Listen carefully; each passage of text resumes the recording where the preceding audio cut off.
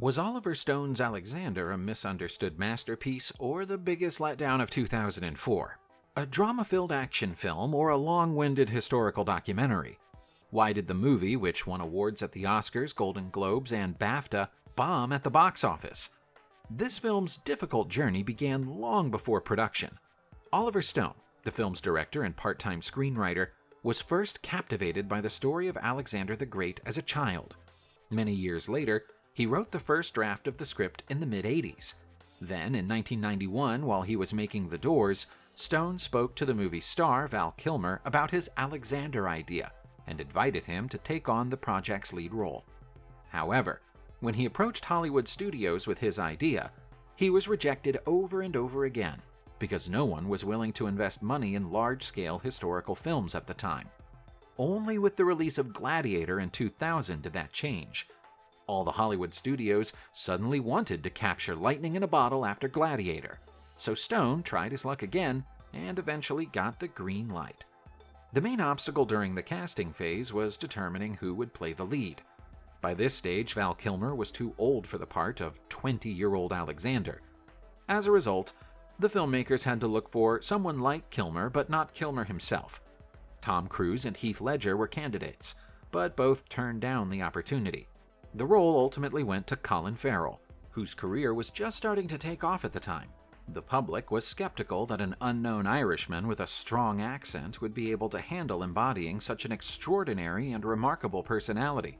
Oliver Stone responded by saying that he would cast at least 20 Irish actors in supporting roles to make Farrell's accent appear more natural. The legendary Sean Connery was asked to play Alexander's father, Philip II of Macedonia, but he flatly declined due to his concerns with the script. So, in a nice bit of synchronicity, Val Kilmer got the part. Things didn't go smoothly, though. Monica Bellucci, who agreed to play the main character's mother, decided to leave the project even before filming began. The actress claimed that she was unable to connect and communicate naturally with Colin Farrell, which went against the nature of her character. Bellucci was replaced by Angelina Jolie, a choice that Jolie herself would later admit that she was surprised by. Brad Pitt was initially asked to play Hephaestion, Alexander's closest friend and compatriot.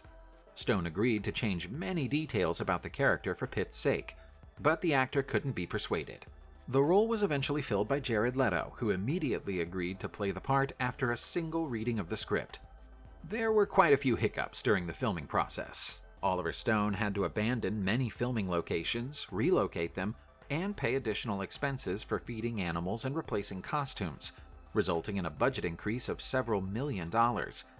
As an example, the main scenes were supposed to be shot in India. However, after several battle rehearsals, it became clear that the local elephants were not tamed or trained enough. The production team realized that filming there had the potential to escalate into a full-fledged animal revolt. It wasn't long before filming was relocated to Thailand, where there were suitable settings for the jungle scenes and more docile elephants. The film's crew fears that elephants could damage people and scenery were unjustified. Compared to the horses used in the movie, which frequently panicked when they heard loud noises and ran away, stepping on people's feet, biting and kicking, the elephants were a delight to deal with. Then, after some of the battle footage was shot, a massive rainstorm ruined a lot of the costumes and set. This led to a scene where everybody's clothing appeared crumpled, which stood out from the rest of the film. Another stumbling block was that the physical film containing the final few scenes shot in Bangkok was damaged, requiring Oliver Stone to go back and reshoot the ending. Professor Robin Lane Fox of Oxford University's biography of Alexander the Great served as the primary source of inspiration for the final version of the script.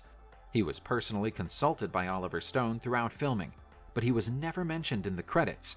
His payment for his services was the opportunity to appear as a cameo in one of the film's scenes. Fox's part placed him in command of one of the largest cavalry assaults ever recorded on film. Oliver Stone himself made a cameo appearance as a military man in the Zeus ritual scene. It's interesting to note that Colin Farrell was unable to change his accent for the movie. To make it less noticeable, Val Kilmer and the other actors in the same scenes began speaking with an Irish accent instead of the historically authentic Macedonian. Unlike his on-screen son, Kilmer meticulously prepared for his role.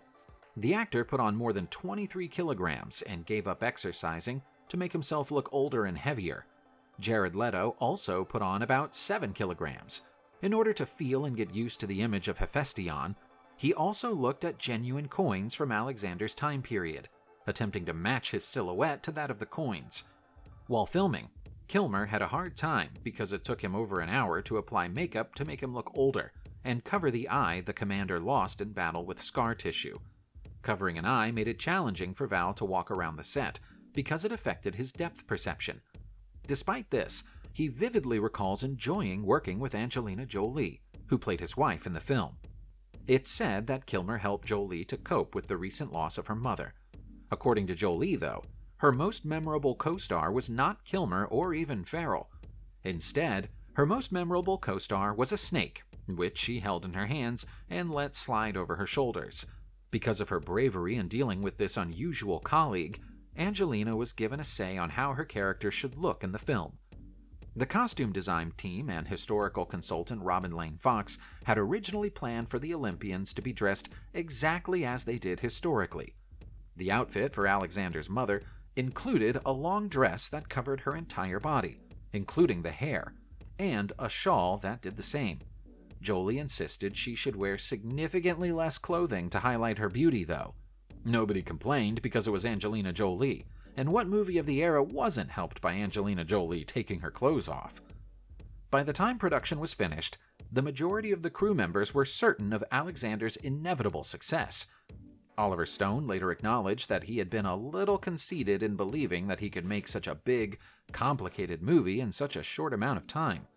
The Wolfgang Petersen movie Troy, which touched on the subject of Alexander, had a successful box office run in 2004. Oliver Stone was compelled by this to expedite post-production so that his film would capture the popularity of the previous movie. The movie's American release date was originally set for November 5, 2004, but it was later moved to November 24th. This choice, according to the Warner Bros. Studio Guide, was made to increase the film's odds of being considered for an Oscar. Instead of the expected acclaim, the film's first test screenings produced disastrous results.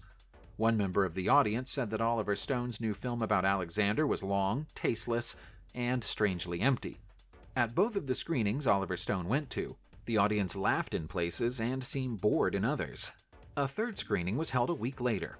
4 of the 12 viewers had left by the end of the 3 hours. After reviewing the results, Warner Bros. Reduced the budget for the film's advertising campaign in the United States to an absurdly low level. The promotion budget for the $155 million film Alexander could be compared to the budget of a throwaway comedy movie. It's not surprising that the film only made $13.7 million in the first week of playing in theaters in the U.S. The movie made $34.3 million at the United States box office and $133 million abroad. In other words, Alexander did not make any profit because of its $155 million production budget and additional marketing expenses. But the question still remains, did the film fail because of its horrible advertising campaign? Along with the previously mentioned factors, it is important to consider the audience's reactions as well as critics' reviews, as they both directly affect a film's ratings. Everyone agreed that Alexander was a little disjointed for the most part.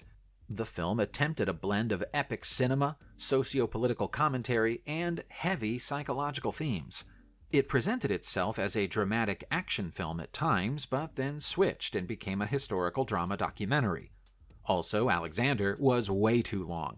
It included a lot of pompous dialogue, which ruined the pace of the plot. The story's pacing was erratic, and it didn't develop gradually or organically. The filmmakers included far too many unnecessary dialogue scenes, which detracted from the viewing experience. The movie then felt incredibly hurried when the action picked back up, as if it were rushed. Without a proper balance between its narrative, time frame, and character development, the entire film felt disjointed. It is also worth noting that in films based on a well-known historical personality, the lead actor's performance is critical to the film's success. Alexander the Great was a charismatic, contentious, and enigmatic leader who led and inspired a massive army. Colin Farrell missed the mark, focusing on his humanity, which was shown through relationships with loved ones, challenges following losses, and doubts. He missed out on the magnificence, bravery, and aspirations of the Macedonian. He came across as inexperienced. He did not present himself anywhere close to how a world-class military leader would. Farrell later claimed that he was unable to get a sense of Alexander's spirit or power. Given everything mentioned previously, it should come as no surprise that the movie was nominated for Golden Raspberries in 6 different categories, including Worst Film, Actor, Actress, Director, Supporting Actor, and Screenplay. What was the reaction of everyone involved in the film's production? The lead actor took the brunt of the backlash. This setback sent Colin Farrell into a severe and protracted state of depression, and it also nearly convinced him to give up acting for good. Oliver Stone blamed the film's American box office failure on violent fundamentalist morality. The director claimed that Alexander's love interests were exaggerated by critics and the audience, ruining the film. Although Warner Brothers had no hopes for the film's success, it did quite well on the home video market. As of now, there are 4 different versions of the movie. The movie had its initial theatrical release, as well as 3 different director's cuts, the latter of which was very well received by the public, and ended up being quite successful. So, just like the historical figure it was based on, Alexander was a bold and risky move. It was an attempt to explore the personality of one of history's most controversial and enigmatic leaders. But it's important to emphasize that it was only an attempt. Not all attempts are successful, and neither was this film.